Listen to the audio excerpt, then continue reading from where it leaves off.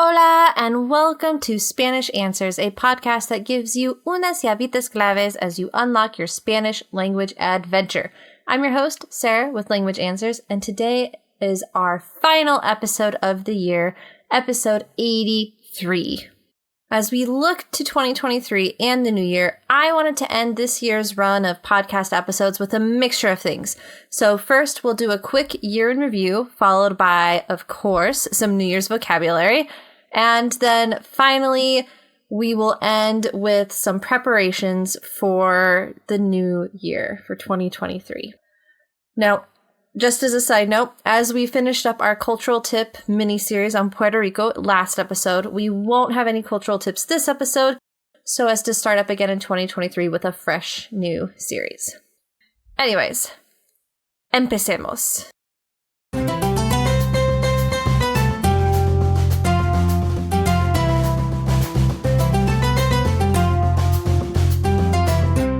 So a quick year in review. Well, frankly, this year has been a crazy, wonderful, chaotic, and fun year. So thank you to all of my dear listeners for sticking with me even when I had to take breaks for health, aka the first trimester of my pregnancy, and for house construction. Spanish Answers would be nothing without you. So thank you. It is my sincere hope that this podcast has helped you on your own personal language adventure. Because you are such an integral part of this podcast, I just wanted to share some cool analytics. Spanish Answers was downloaded in 2022 in over 70 countries, and the most listened to episode was episode 72 on neuter demonstratives. So that's eso, esto, and aquello. And then episode 74, why does Spanish have B and V, or be and be, as the runner-up. Now, last year, the most listened to episode was episode 1, New Year's Traditions, which we will also talk about in this episode. Now, if you have any suggestions, ideas, or requests for episodes and other content in 2023, please email me at contact@languageanswers.com. I would love to hear from you. Let's also talk about New Year vocabulary, because after all, I would be remiss if this episode didn't have at least some vocabulary for you to use on El Año Nuevo. So get your champagne out, or in my case, delicious sparkling cider, and prepare to celebrate the end of 2022 and the arrival of 2023. So to tell someone Happy New Year, you would say Feliz Año Nuevo. Feliz Año Nuevo. And New Year's Eve is La Víspera de Año Nuevo. La Víspera de Año Nuevo. And that's with a V. Víspera. Now, in Spain, you would say La Noche Vieja. La Noche Vieja. And in Argentina, you might hear El Fin de Año. El Fin de Año. New Year's Day is, of course, El Año Nuevo. Grapes are Las Uvas, because after all, grapes play an important role in Spain's New Year's traditions. You can check out episode 1, New Year's Traditions, for more information on how Spain and Mexico celebrate this holiday. And lastly, New Year's resolution. La resolución de Año Nuevo. La resolución de Año Nuevo. You could also say el propósito de Año Nuevo. El propósito de Año Nuevo. I have seen both words used, but resolución seems to be the one most often used. And what perhaps might some of those resolutions be? Well, according to Statista.com, the 5 most common New Year's resolutions in the US this year are 1. To exercise more, or hacer más ejercicio. Hacer más ejercicio. Number 2, to eat healthier, comer más sano. Comer más sano. Number 3, to lose weight, perder peso. Perder peso. You can also say adelgazar, adelgazar, which is the equivalent of saying to lose a few pounds. I love that this is an actual verb in Spanish. Way more simple to use adelgazar than to lose a few pounds. Anyways, number 4, to save more money, ahorrar más dinero. Ahorrar más dinero. And number 5, to spend more time with family/friends. Pasar más tiempo con familia y amigos. Pasar más tiempo con familia y amigos. And of course, since many of you are working on your language adventures, I imagine there might be some New Year's resolutions regarding that. I know that I certainly have a few I want to work on in 2023.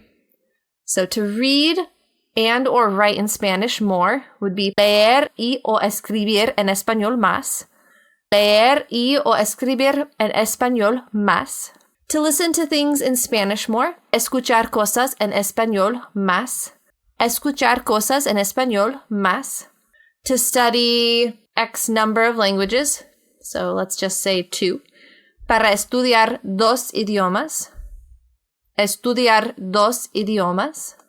And finally, to spend more time studying Spanish each week. Pasar más tiempo estudiando español cada semana. Pasar más tiempo estudiando español cada semana.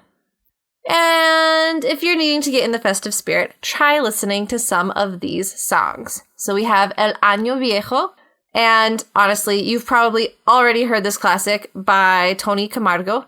It's basically about how he doesn't want to forget the old year because it gave him many good things. And I will, of course, include a YouTube video link in the show notes, and the one I've included here has las letras in Spanish.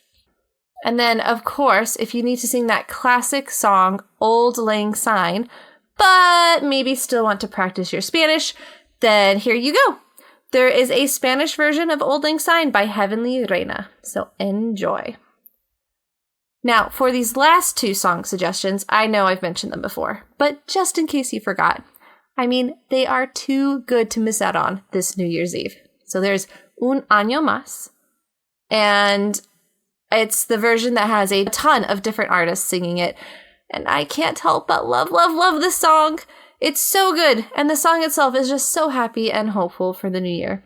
Then there is Cinco para las 12 by Camilo, and how could anyone not love a song about running home to give your mom a hug as the church bells begin their countdown for the new year?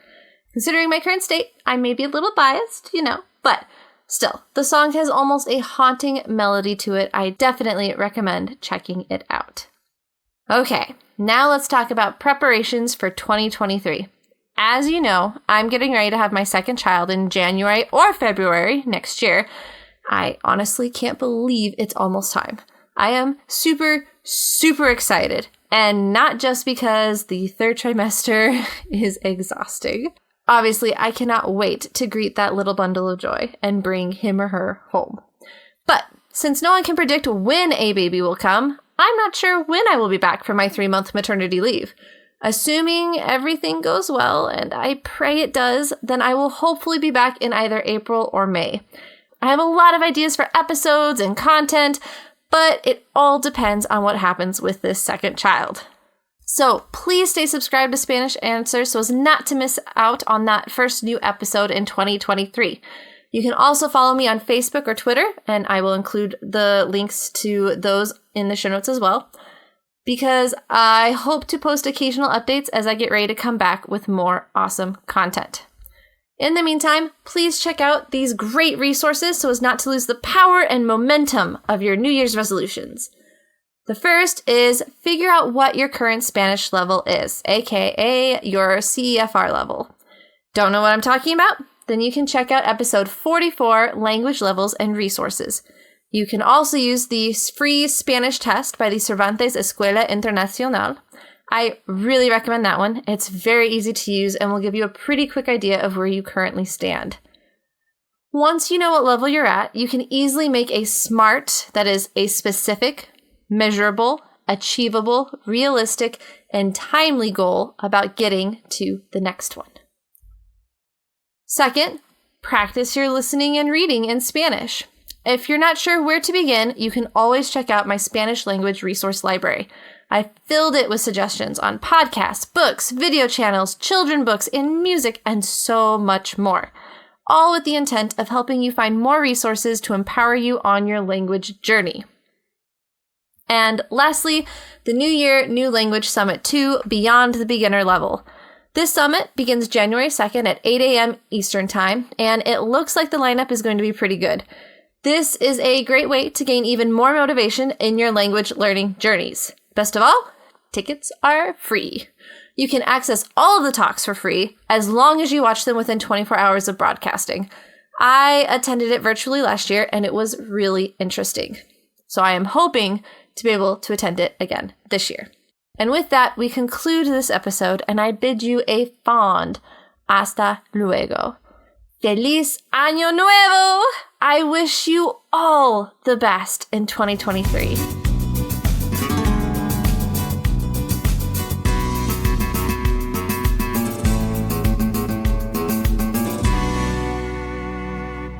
And that's all for today. Thank you so much for listening. Thank you so much for listening throughout the year. And don't forget to check out the show notes for links to the resources used for this episode.